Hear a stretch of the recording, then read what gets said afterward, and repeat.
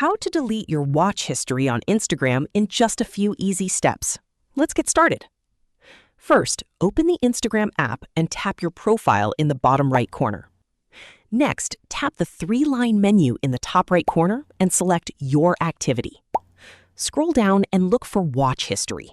If you see this option, tap it to view the reels and videos you've recently watched. Now, tap Select in the top right corner, choose the items you want to remove, then tap Remove at the bottom. Again, tap Remove.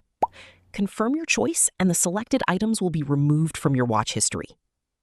If you don't see the watch history option, don't worry. Instagram rolls out features gradually, and some accounts or app versions may not have it yet. Make sure your Instagram app is updated to the latest version, and check again later.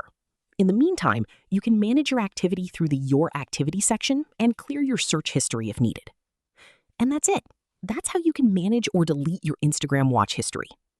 If you found this tutorial helpful, don't forget to leave a like, subscribe to the channel, and turn on notifications for more quick Instagram tips and easy how-to guides. Thanks for watching, and I'll see you in the next video.